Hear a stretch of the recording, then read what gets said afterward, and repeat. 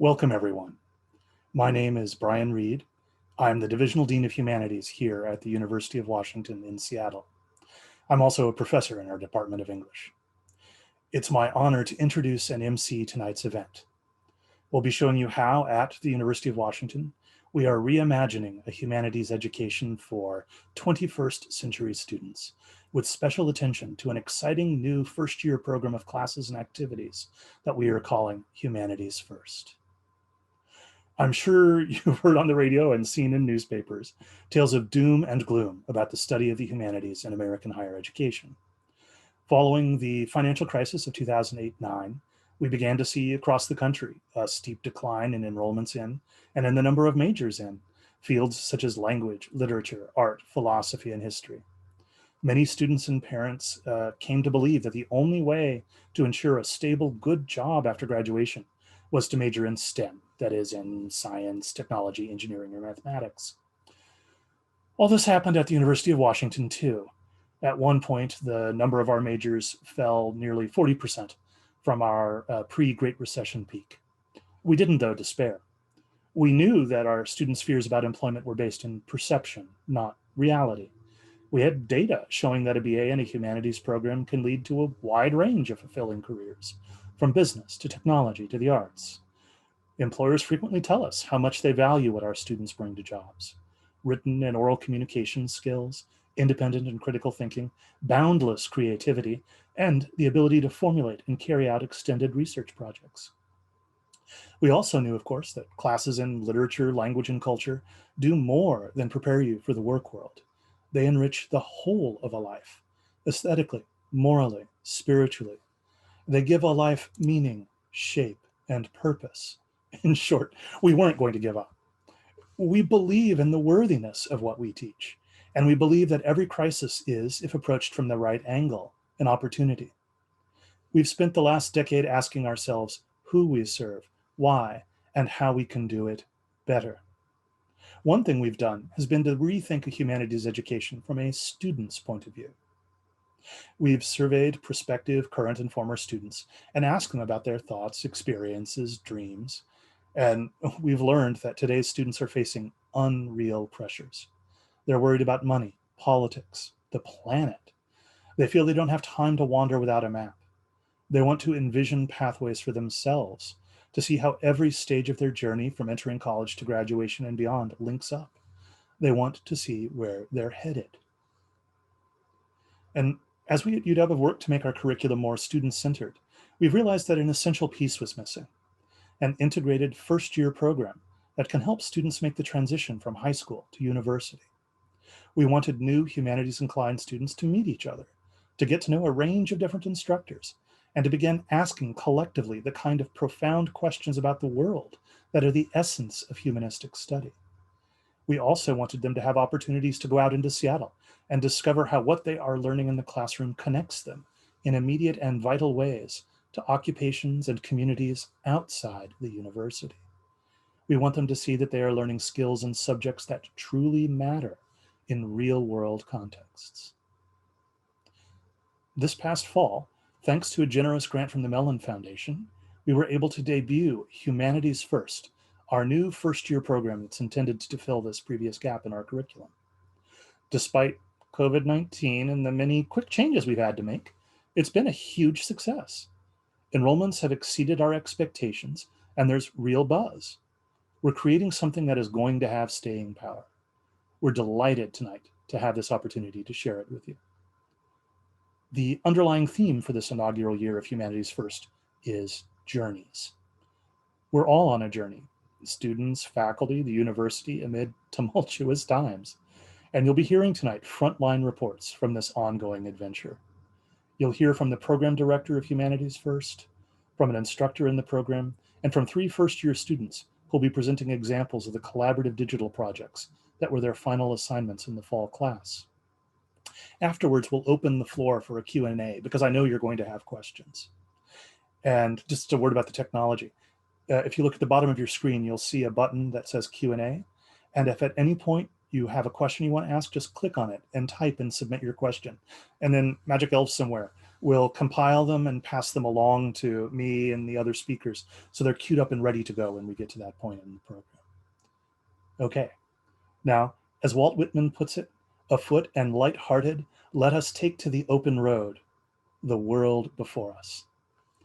I'd like to introduce our first speaker, Professor Sarah Stroup from the Department of Classics, who is the director of the Humanities First program. Hi, everybody, and thank you so much for coming. This is an incredibly exciting time to be in the humanities, and I want to tell you why. So as you just heard, for many years, many humanities departments around the country did indeed see declining enrollments.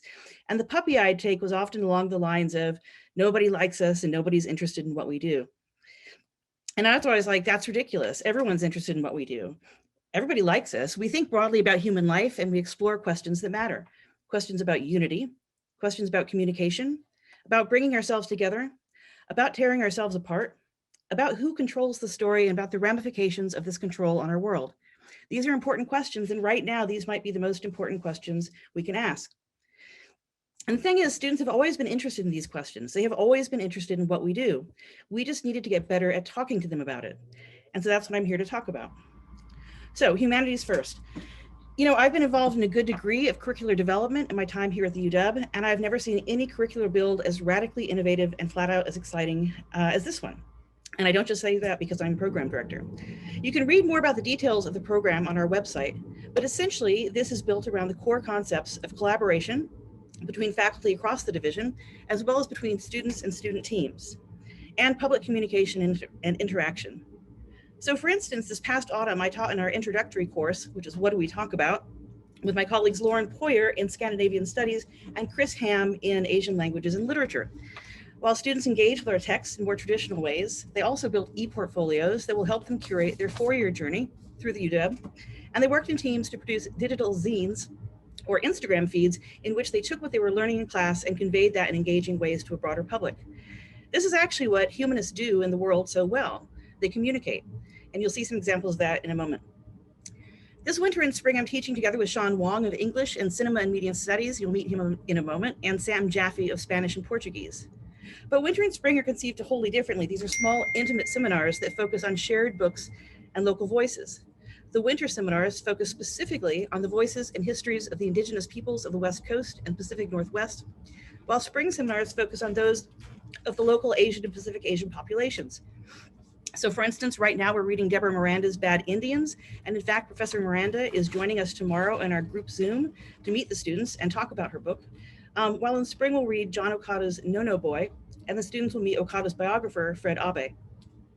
So this is exciting stuff. Humanities First has not only enabled us to build a humanities community at the UW, as we are doing, it has begun to reach into the student years prior to the UW, as our high school students, juniors and seniors, are starting to find our Instagram feed. Finally, we extend this community beyond the UW as we take students into the world. This year digitally, next year in person, where they see humanities and humanists in action, asking the questions that we need to ask. And so now I will stop talking and we'll move on.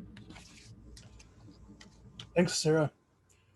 Next, we're going to be hearing from Professor Shawn Wong of the Cinema and Media Studies Department. Take it away, Shawn. Thank you, Brian. Thank you, Sarah. So Sam Jaffe, the other professor, and I were hired to teach 102 and 103 in this Humanities series, Humanities First series. The reason we were hired was because of our extensive study abroad experience of taking students out on the road in foreign countries, and then the pandemic hit. So all of our plans to go on the road and discover Seattle and Seattle museums and Puget Sound and renting buses and to take the students out on the road, all of that was canceled. And here you have three very experienced study abroad teachers, used to traveling the world, used to getting students' feet on the ground and going into museums, visiting historic sites, along with that camaraderie of traveling together and eating together and living together while on the road. So all of that was gone, and we converted our study abroad experience to virtual visits of museums. And I know this will surprise you, but students are really good at tech and developing. And what happened was, in converting, and you'll see in a second with the student examples, how good they are at embracing the technology of the virtual visit and the virtual experience. In fact, old professors like me learned a lot about technology from the students. I know that's really a surprise, but it's true. And whatever fears that I had about what they were missing by not being on the road and not physically being in person at a museum was alleviated by their creativity, their energy, and their enthusiasm to embrace the virtual visit and to embrace their experience. It's all of our work is Seattle centered, obviously. And in 103, we are going to be reading the novel No No Boy by John Okada and discussing Japanese American internment, as well as looking at themes of journeys that relate to that particular community. And so without further ado, I think we're going to move to showing you the student projects that they participated in. And they, in fact, are our best spokespeople for the Humanity First series. Thanks, Shawn. And thank you for queuing up what comes next. We're most exciting part of what we have to show you tonight, namely a chance to get to meet a few of the students in the program and see some of the extraordinary things they're doing. First up, we have Tyler Turnam. Hi, everybody. My name is Tyler. I am a freshman at the University of Washington, majoring in creative writing and political economy. I actually found Humanities First by a complete accident. I only took it because my mom really wanted me to take another class, and I go on my plan and I stumble across this Humanities 101 class, and I get the ad code and I join, and it wound up being one of my favorite classes that I've ever taken. And I enjoyed it so much that I wound up taking 2 of Professor Stroup's classes this quarter, and I plan on taking another humanities class next quarter. One of the things that I found really interesting was all of the parallels that I can draw to the rest of my life. It wasn't like math or biology where it's in one year and not the other year by the end of the semester. Some of the things actually stuck with me, and perhaps the most important thing that I learned was that, as we stated earlier, everything is a journey. We often think that journeys are these simplistic, character one goes from point A to point B, and maybe character one learns a thing along the way. And this might be the normative way one goes about a journey, but we learned that there are other ways to go about a journey. Journeys are emotional, they are physical, and they are spiritual. We humans act, and we act with purposeful behavior, and all behavior is ultimately a means to an end. And those actions are based off of our past experiences. And this ties into our major project for our class, and there were a myriad of options we had to choose from. We ultimately chose, hopefully you guys can see this, we ultimately chose to focus on ancient Greece. We had 3 different time periods for our class. There was ancient China, there was medieval Scandinavia, and of course, ancient Greece. And so we tied the themes of ancient Greek mythology and journeys into our magazine, particularly our role-playing game, where you have the option of choosing a character and you role-play as that character. Or no, you don't choose the character, you choose one of the gods and you represent one of the forests that these gods represent. So for example, you had Flashing Out Athena, you have Earthshaker Poseidon, you have this guy Zeus, I'm sure you guys probably know him, and then you have the goddess Circe. And your job is to pick one of these 4 gods and roleplay as the forest that represents them. So for example, we have the Greek goddess Athena, who is a prominent character in Homer's The Odyssey. And Athena, over the course of the story, advocates for Odysseus, and who's the main character of the story, to return to his home in Ithaca after the Trojan War. And this is juxtaposed by Earthshaker Poseidon, who over the course of the story tries to prevent him from going back home to Ithaca. So given this premise, you again get to create a character of your own. You pick his name, his appearance, his backstory, etc. And once you have your character, you get to choose 3 different settings. You can have an ambiguous setting here.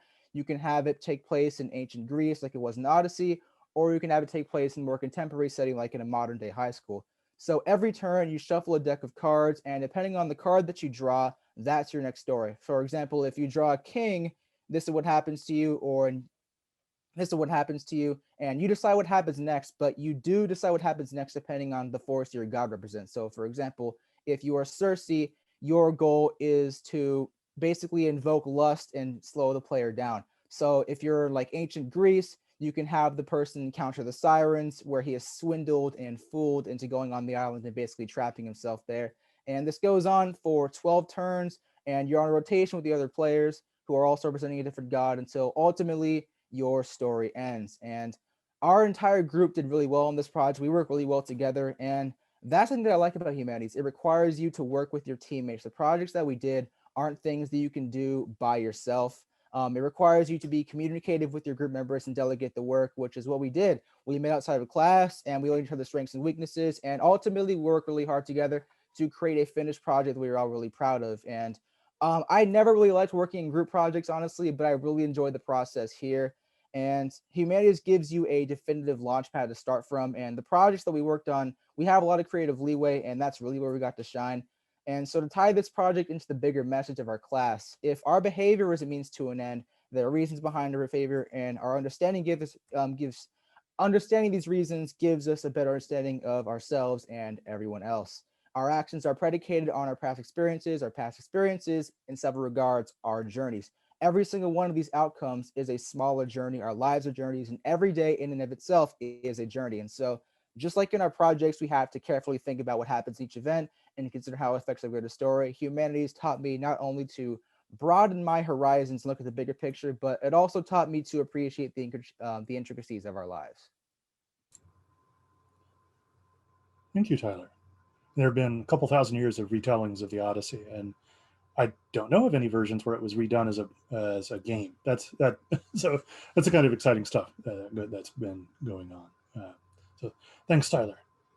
Next up, we have a second student. We have Jaedalyn Faamausili, who will share her group's project with you all. Jade, take it away. Hi, my name is Jade, and I'm also a freshman. Initially, when I got into Humanities 101, I intended to just have it as a filler class for my graduation requirements. And I found that I actually really enjoyed the class, and I found it to be a really good break of sorts from the intensive STEM classes I take since I'm a biology major. So yeah, I'll show you my project right now.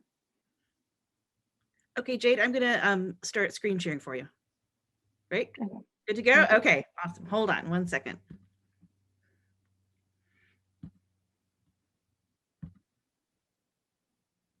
Okay. All right, so starting off with the first post that we posted on our Instagram feed, it's basically just an intro of me and my group mates.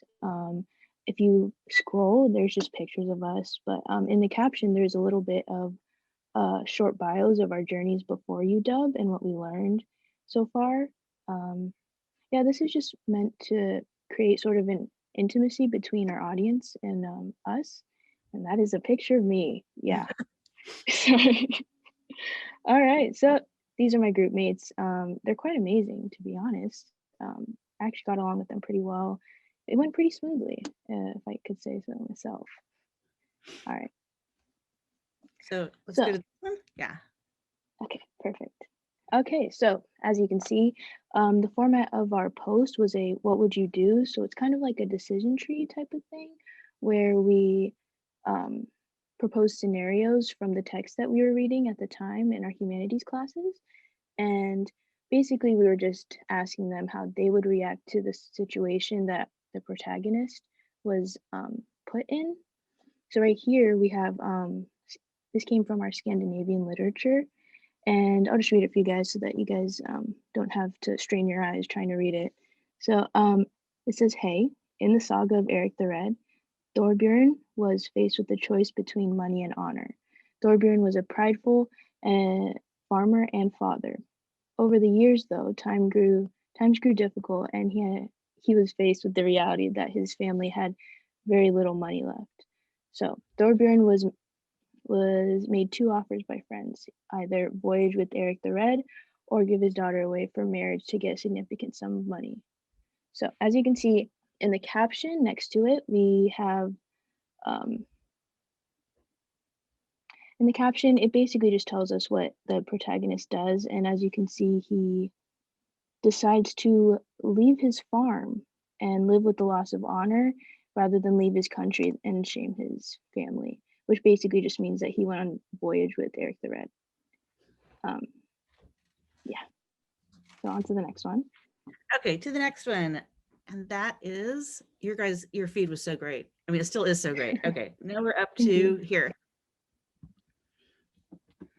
All right, so this is an inspirational quote for our audience. The quote came more from a patient's perspective. We just wanted to, give our audience encouragement throughout their own journeys, since our topic is journeys. The quotes do relate to the text, but as I said, it's mostly as encouragement.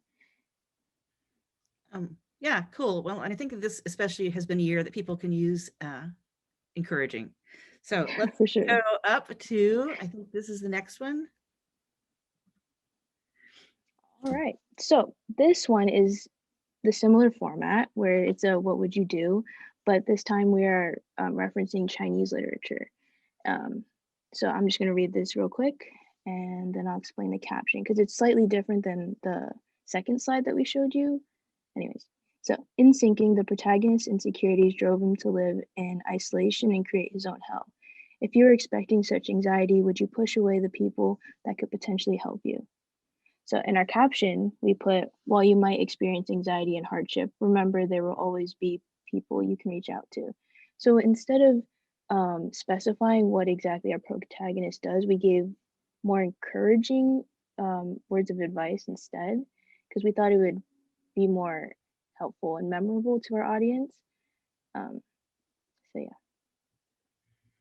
Yeah, okay. And this was a cool thing, Jade, as you saw, or as we all saw, a lot of the teams focused on the journey from high school to college and on the anxieties like wrapped up in that and how important that is something to recognize and to reach out and talk about.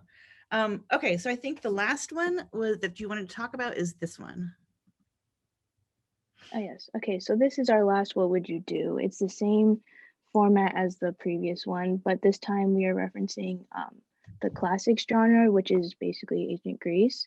But this time we read a different book that wasn't specifically about ancient Greece. It was more about war veterans, which is what Odysseus, the main character in the Odyssey, was. So I'm going to read it real quick. In Thank You for Your Service, loved ones of war veterans experience the men developing violent tendencies from their own trauma. Would you stay with them even if it meant you had to sacrifice your own mental health? Now in our caption, it says, are you making sure to check up on yourself? And this basically also serves as a reminder that you should, mental health is something that is quite overlooked in today's day and age. So me and my group decided that maybe we should dedicate a post to mental health itself. Okay, so lastly, at the very top of our page are just some interactive stories, which are basically, they have some quizzes, questions, this or that, or polls, and it's basically just meant to help engage our audience. Yeah, we put some of the responses on there so that it could be a little bit more fun to watch. There's also some memes in the next one. I don't know if you could, yeah. It's just meant to help people feel good. So yeah, I think that's about it. Well, as you know, I think it's great. I'm going to stop sharing and you can finish up. And thank you so much. Thank you. Thanks, Jade. As you can see, a big part of Humanities First is giving people a chance to communicate via the platforms that they're already familiar with, but in ways that allow them to engage, the incredible literary past and reach out to new audiences, kind of model for what public scholarship can be. And next, we'll turn to the last of our three students who are speaking tonight. And next up is Dawn Mai. Thank you, Professor Reed. Hey everybody, my name is Dawn, and I'm currently a computer science major at the University of Washington. So the way I found the Humanities First program was through one of Professor Reed's promotional emails. As a computer science major, I knew that most of my future classes would be heavily tech-based, and I wanted to look for something that was not tech-based. So after emailing Professor Stroup about the many benefits of being a Humanities First scholar and an overall participant of Humanities First, I decided to enroll in Humanities 101 last quarter, and I will say I was really impressed by not only how much I learned from the program itself, but how much the program exceeded my expectations. I really didn't expect to learn much from being told that the concept was about journeys. I was like, oh, it's going to be how journeys are from all aspects. I didn't know that I would be taken from ancient Greece to all 1,000 years plus of ancient China to medieval Scandinavia and etc. And it really kind of empowered me to think more about journeys in a holistic sense. So my campaign team and I, we tried communicating this in our high school campaign by connecting the journeys of the characters whose stories we've read how many times over to the students' journeys themselves. So let's take, for instance, peer pressure. We all went through peer pressure a couple of times over, if not influenced by it. So the way we went about this is first we defined what it was in modern times. And let me move this here. And we also took stories from actual high school students in an attempt to relate to our greater audience. We figured that by allowing students to share their stories, they could potentially not only resonate, but perhaps read more about the post, if that makes sense. Now, the key here was connecting those high school stories with similar situations in the various ancient texts we read. In this instance, we tried relating the Odyssey, which is a millennia plus old text, with today's high school stories of peer pressure and anxiety, etc. So we basically took a comprehensible passage from the Odyssey and tried explaining it in modern day simple terms for high school students to understand in order to teach them the concept that emotions and in general emotional journeys have been a universal thing. If people in olden times experienced it in their own terms, we've also have experienced it, and it's something that not only should not be overlooked, but it's something that's pretty much common. So we've done that for both peer pressure, mental health, and companionship, especially with this one. We tried, how would I define this? Oh yeah, so companionship is a really important concept because how was I supposed to phrase it? Sorry about that. So a high school student's journey throughout all 4 years of high school, you've got to have somebody by your side, right? And this concept also shows up in the Odyssey, where Penelope, Odysseus's wife, is just really anxious and waiting for her husband to come home, while at the same time waiting for some companion to show up. High school students also experience this sort of anxiety in terms of looking for a companion to turn to whenever they're anxious, stressed, etc. So we tried by communicating the stories of the Odyssey with that of a high school student's typical journey, we hope to show them that they're not alone, not only in present time as other people have experienced the same or similar things, but also throughout history, if that makes any sense. After all, we are human.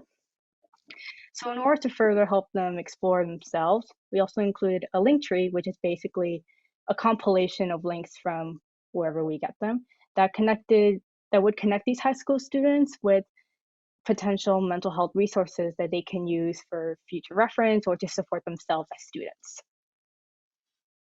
And we also included some fun polls in order to make our campaign seem more relatable to others, and also just put in a bit of fun.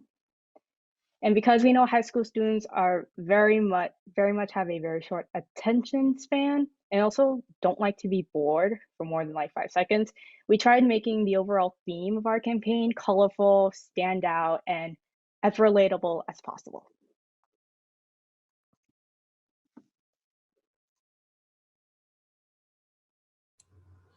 And now, thank you, Don. And we'll have Professor Stroup give us some wrapping up words. Hi, so first of all, students, that was amazing. And now I hope people can see how exciting this is and how excited we are about this. And also, if you go on Instagram and if you want to see more of these, and I think the student teams aren't really adding to them, but you can sort of see their final project. If you search journeys, you'll probably come up and find a lot of the ones that were produced for this class. And they are really super impressive. So I want to talk a little bit more about what students are doing this quarter, just briefly, and what things look like for next year, that we might wrap back to some of this. So this quarter is going super well. As I mentioned, we're in these small seminars, and we're doing, as Shawn said, we're doing these fantastic digital trips to museums that are all along the West Coast, where students are finding objects there. So, I mean, the digital museum thing is super exciting. We can't get them there in person, but we can get them there digitally. So we're doing that, and they're looking at objects and kind of curating them, coming back and curating them and presenting them to the public with, again, these team-built Instagram feeds. They're just about to drop the first ones midnight Sunday, and we're all super excited to see those. Yeah, and it's great. It's exciting. Next year, the theme of Humanities First is health and wealth. In the fall, the lecture cohorts will be taught by a team of faculty from English, Professor Stephanie Clare, Linguistics, Professor Naya Ramirez, and Music History, Professor Ann Searcy. So every year, the faculty and the topics change, which is exciting. The winter and spring seminars will again focus on shared texts. Harriet Shelton Dover's Tulalip for My Heart in Winter, and our own Shawn Wong's Home Base for spring. They will continue with e-portfolio development and public humanities scholarship. But I want to finish with like the most exciting thing about next year. Well, first of all, our students have been so incredibly resilient this year. It has been heartening, and I've learned so much from them, and it's encouraging and wonderful. Next year, we will be able to do our in-person field trips. So just to give you an idea of what those would look like, in winter quarter, we'll explore campus locations such as the Burke Museum of Natural History, which one of my groups is doing digitally this quarter. The Henry Art Gallery, the Intellectual House, the artist books in our special collections. And in spring, we'll visit the Seattle Asian Art Museum, the Wing-Luke Museum of the Asian Pacific American Experience, the Kubota Garden, the Duwamish Longhouse, and finally the Squamish Museum on Port Madison Indian Reservation, and the Japanese American Exclusion Memorial on Bainbridge Island. So that just gives you an idea of what we're looking ahead to, which is really exciting. And students who do the whole series in a year earn the designation Humanities First Scholar, and we keep them with us and give them opportunities to mentor others as we move along. And so that's it. So thank you so much. This is super exciting. Thanks, Sarah. And of course, thanks to all of our presenters. And now we're going to switch to the question and answer portion of tonight's event. And if you haven't already, remember that there's the Q&A button down at the bottom of the screen. You can write questions that we'll try to get to in the next 20 minutes or so. And I wanted to ask just a kickoff question for our students, because we talked a little bit about how we adapted the program for teaching in the middle of a pandemic. What has it been like to be taking classes like this under such strange circumstances? Any of you like to give a stab at answering that?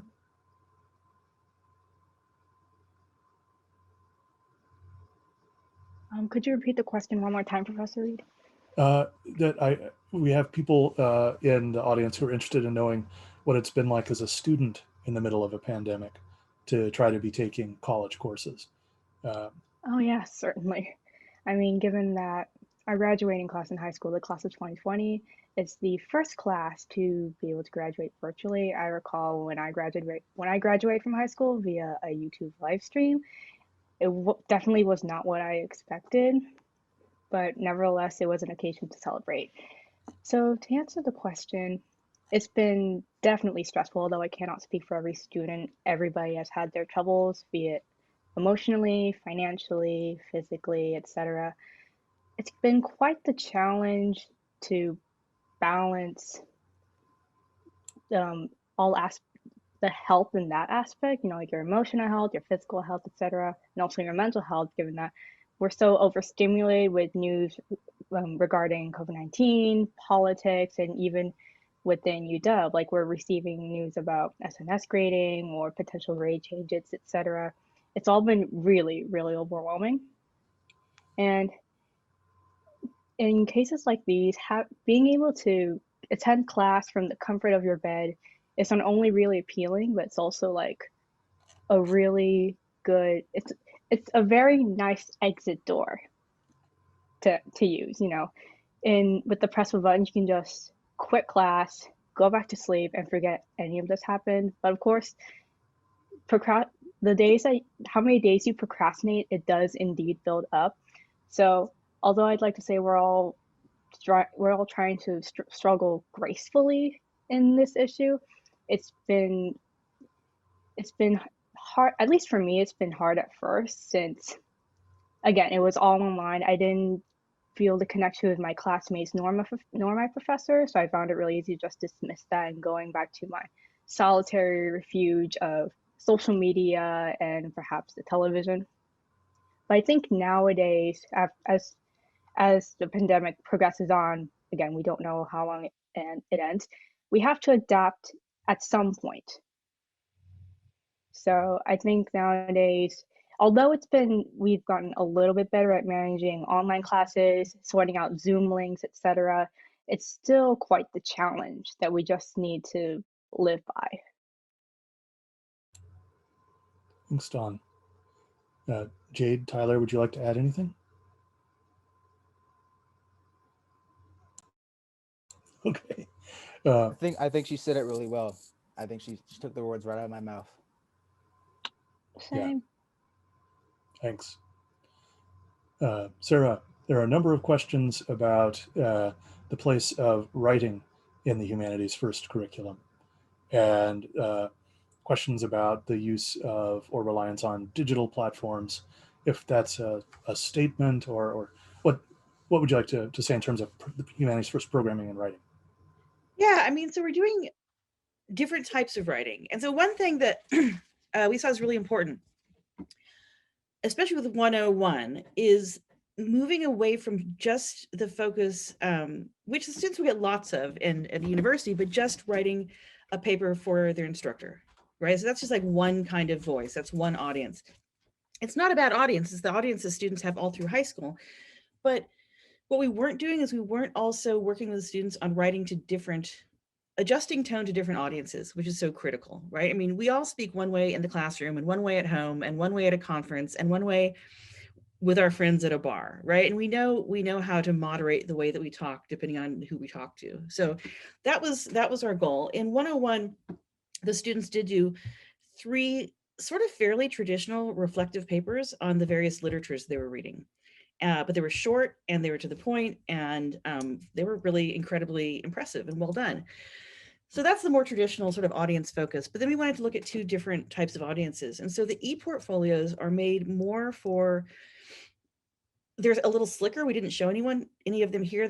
There will be some on the Humanities First website so people can check them out. But the idea is that this is something you might show to somebody if you want to get an internship or a future employer. All right, so that's a different kind of presentation. It's not trying to be as scholarly, but it's trying to be a little more polished and talk about how you how the students curated their travels through the university. It's not just that they took a bunch of classes, but they were thinking about it. So there's that audience. And then the third audience that we were looking at was this sort of very shorter bits of writing in Instagram. And the audience for that is really sort of an audience of peers. Like, how do you talk to your peers? Early on, it is true, as the students were trying to get a handle on it, one student said, well, if we can talk to our peers, can we use profanity on the Instagram? And I said, absolutely not. Was that you, Tyler? I'm sure it was. And I was like, no, talk to your peers like your mother's standing behind you and seeing what you're writing. So there really is a good amount of writing that runs through this, but we're trying to experiment with different types of writing. And it's going well. So yeah. Thanks, Sarah. So we're getting some questions, Jade, Tyler, and Dawn, about your future plans. If you think that Humanities First is leading you to take maybe future humanities classes. We've already heard, Tyler, that you are taking classes, but and also looking forward, do you see the kinds of things you're learning in your humanities courses serving you in good stead as you move forward beyond college? I know it's really difficult to imagine right now what that would be like, but that these are the kinds of questions that we're getting. Yeah, I'm trying to address them through text, but I can go over all of them live if that's what everybody would prefer. Yeah, do it live. Okay, so I can just go over the ones that I've already answered. So one of the questions was, how could a writing heavy course be packaged / designed in a way that can appeal to students who are focused on STEM studies and tend to think of humanities / writing courses as useless or just a hurdle to get through? So I basically said that humanities requires you to quote unquote think outside the box. You have to adapt and you have to think more critically about the things that you do, and you mull over your actions. So a lot of the times in high school, I was forced to think about, what did we do? When did XYZ happen, and how to do XYZ? Like in math and biology and stuff, we mostly learn about like equations, but we don't really mull over, why we're doing these things. And in humanities, that's what we mostly had to focus on, right? So if we learn to think of our lives as a journey, it really changes your perspective on things, because you think about your actions and their consequences more, and you begin to think about every single obstacle, more importantly, as an opportunity rather than an obstacle. So it's a chance to better yourself and develop yourself as a character. Like if you think of yourself as the main character in your own story, for lack of a better term, you learn to think about every single challenge that you encounter as a chance to better yourself and develop yourself as a character, as a person, so you can be a better and more complete adult. And so our coder talked a lot about COVID for obvious reasons, because we were trapped inside of our houses and forced to take our classes online. And a lot of us, especially me, I looked at COVID as like a hindrance. I don't get to go to graduation. I don't get to see my friends in person.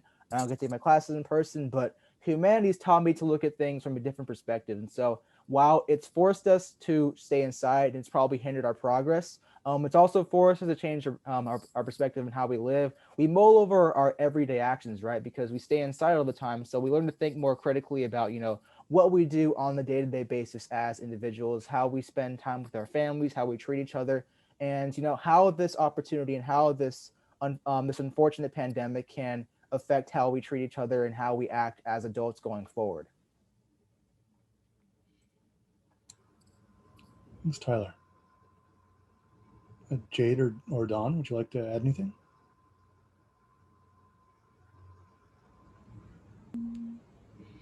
Not that I can think of. Okay. Guy did a good job. One question was specifically for me about where did the idea for all this come from?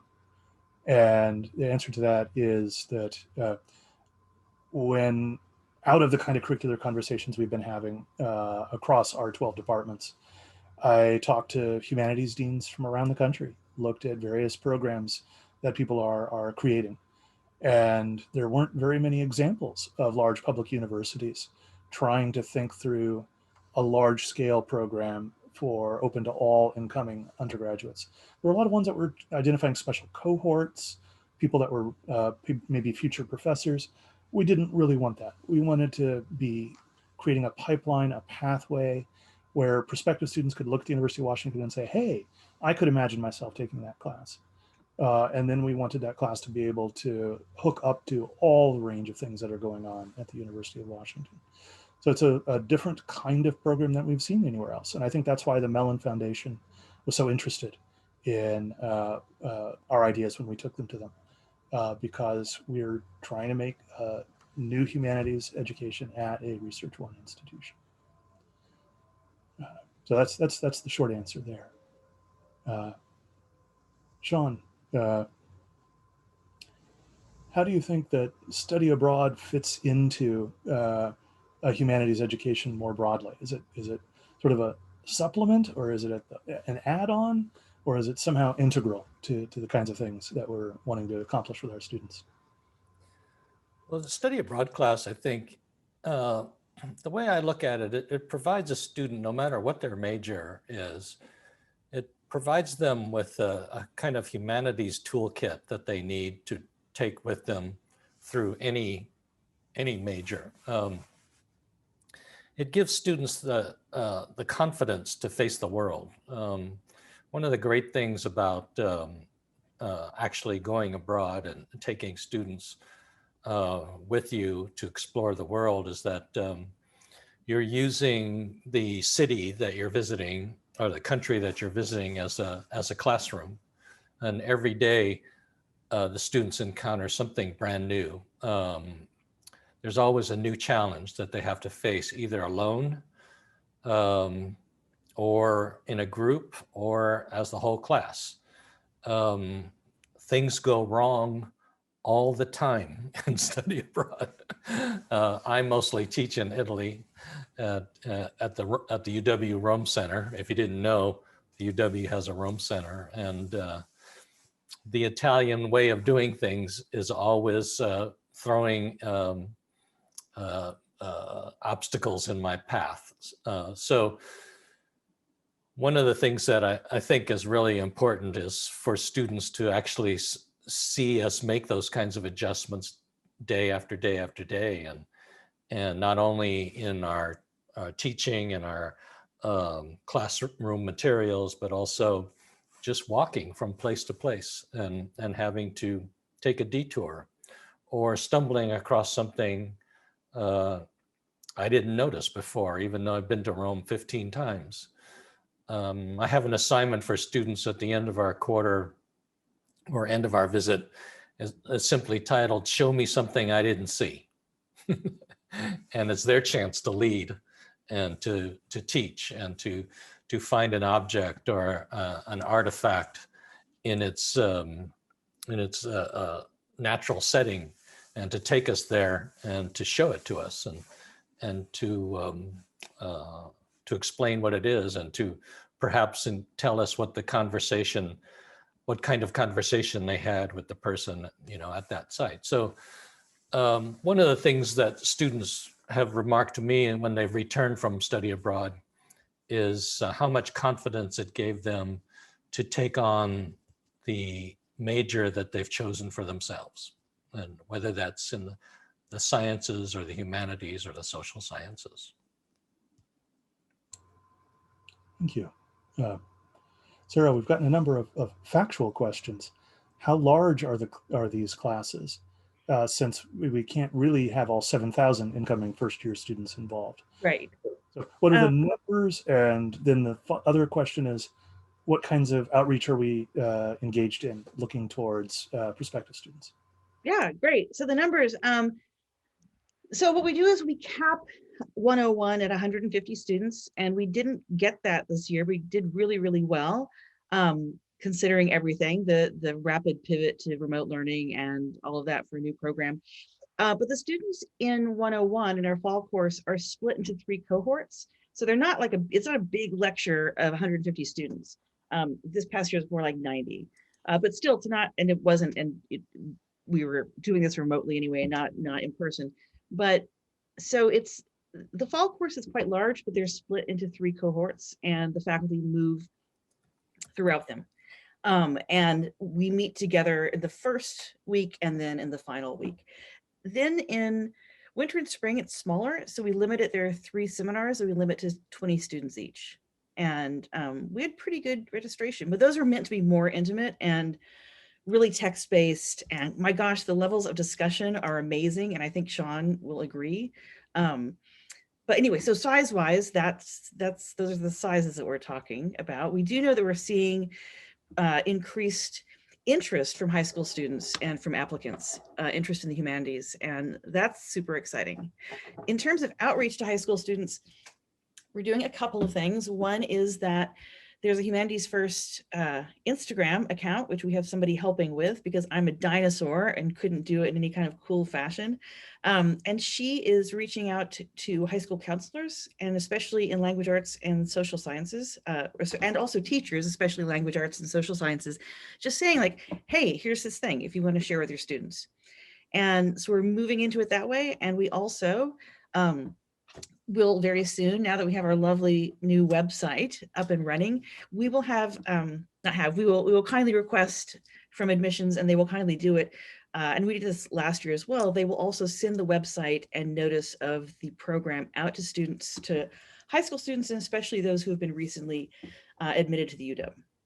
And then we're able to, once we know the students are interested, if they've marked interest in the humanities on their applications, and this is part of how we're able to tell that people are becoming increasingly interested, because we've seen big jumps in this in the past couple of years, then they're offered priority registration, so we can get them registered in Humanities First early, which is nice because it lets them build their schedule around it. And yeah. We've gotten a number of questions from UW faculty wanting to know how they can get involved in Humanities First. That's lovely. I love that. For those people, go to our website. We've got a page for faculty that talks about how to become involved. And Sarah is the point person if you have any questions. Email me. Yeah. We've got a number of questions about language learning, that Humanities First hasn't included a component about language learning. And so how might we think about language learning as part of this, what Humanities First leads us to? Well, I mean, I think that, obviously, so I teach in the Department of Classics, so it's hard to get more languagey than I am, or just then, you can, of course, but we all deeply value world languages. The thing is that you can't do that effectively in 3-week chunks. So what the faculty do when they move through the student cohorts in fall is I spend 3 weeks with cohort A, and then I move to cohort B, and then I move to cohort C, and all in 3-week segments. As my other faculty, it was a little crazy. I've got to admit, this first time getting used to it. But we can't, as a person who's a very, very, very dedicated language teacher, I cannot do anything significant in 3 weeks. And to pretend that I could would be dishonest. However, we talk about the languages, and we were all, this past autumn, so it was classics, it was Scandinavian, and it was Asian languages and literature, and we're all like hardcore philologists. We don't try, because we take our languages so seriously, I don't think we try to say, hey, here's 3 weeks of Latin, kids, or 3 weeks of Greek. That's a fool's errand. But we talk a lot about the importance of the languages to the students. So the students, well, all of you guys, right, because I moved through all of your sections, we talk about words like xenia, which is this incredibly important Greek concept that I can't even translate. So the language comes into it, but these don't pretend to be language courses, because I respect language education so seriously. But I think it's inevitable that language will come into it. Next year, we have one of our instructors is in linguistics, and so she's going to be looking at, under the aegis of health and wealth, she's looking at kids who grew up in bilingual households and how that affects things. So I guess that helps. I hope that helps answer some of it. So language comes into it, but these do not pretend to be language courses. And when I teach study abroad classes, I have my students maintain a linguistic autobiography. So if they're unfamiliar with a language, let's say in Rome, with Italian, they compile a linguistic autobiography of the words that they learned each day.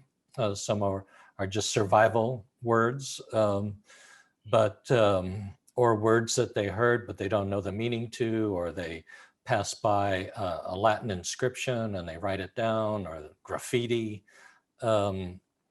It's a very sort of playful way to approach the language. And I remind them when they were babies, they might have learned 5 new words every day. And so I challenge them when we're in study abroad to learn 5 new words a day. And sometimes they like having to learn words. We used to maintain a phrase book for my class, and I called it the useless phrase book.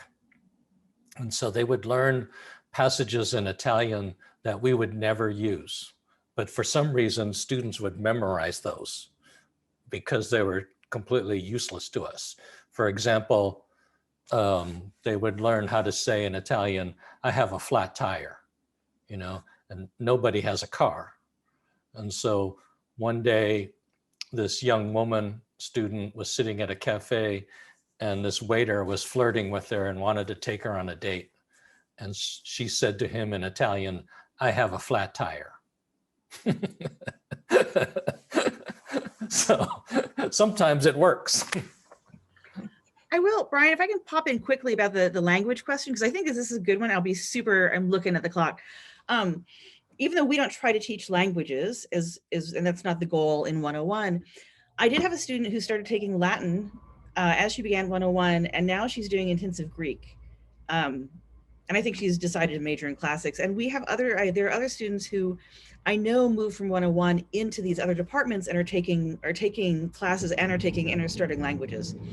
So I think that it does that, which is super exciting. And it leads into a range of writing and research courses. It's a real gateway. And the questions out there are fantastic. They're probing. They're asking us about online education versus in person. I think that we're going to really take a close look at all these questions and try to come back and incorporate them into what our website, as we're going live with it, says. Questions about metrics, thinking through what the impact is. Great stuff. So I thank you all. None of those questions are wasted. Like I say, we're going to archive them all and build on them. But I do need to wrap things up. I have now received about 4 more questions about how Humanities First relates to careers. And the possible shortest way of saying that is we have a e-portfolio as a requirement for Humanities First, where students talk about what they are learning and why, and make explicit for themselves how the skills that they are learning, the subjects they are learning, connect to other things, connect to the places they go, what they see, and that they'll have this as a starting point for their education for the remainder of their time at the University of Washington, so that this then can become a resource when going on the job market, or it can be your own personal journal.